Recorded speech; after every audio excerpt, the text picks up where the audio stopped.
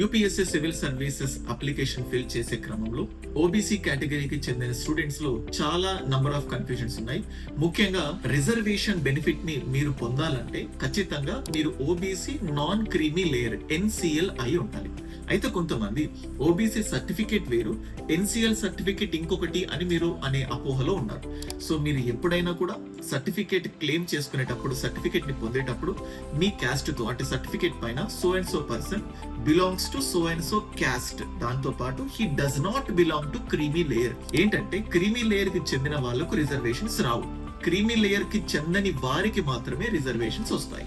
So కాబట్టి రెండు ఒకటే సర్టిఫికేట్, ఎన్సీఎల్ అంటూ సపరేట్ సర్టిఫికేట్ ఉంటుంది. సో చాలా మంది 8 lakhs అనే పాయింట్ ని మైండ్ లో ఉంది, కానీ 8 lakhs ఎలా రావాలి అనే దాంట్లో కూడా ఒక రాంగ్ పర్సెప్షన్ లో ఉన్నారు. మీరు ఓబీసీకి చెందిన వాళ్ళైనా కూడా మీ పేరెంట్స్ యొక్క సాలరీ రూపంలో 10 lakhs వచ్చినా, 15 lakhs వచ్చినా, 20 lakhs వచ్చినా కూడా ఆ సాలరీని కౌంట్ చేయరు. నాన్ సాలరీడ్ ఇన్కమ్ గనక 8 lakhs దాటితే అప్పుడు మీరు ఎన్సీఎల్ కోల్పోయి క్రిమీ లేయర్ లో రావడానికి ఛాన్సెస్ ఉన్నాయి. ఇప్పుడు సాలరీడ్ కాకుండా నాన్ సాలరీడ్ ఇన్కమ్ అంటే మేబీ బిజినెస్ రూపంలో కానీ, ట్రేడ్స్ రూపంలో కానీ, రెంట్స్ రూపంలో కానీ, ఇలా ఏదైనా నాన్ సాలరీడ్ ఇన్కమ్ గనక 8 lakhs దాటితే అప్పుడు మీరు ఓబీసీ ఎన్సీఎల్ కిందకు రాదు.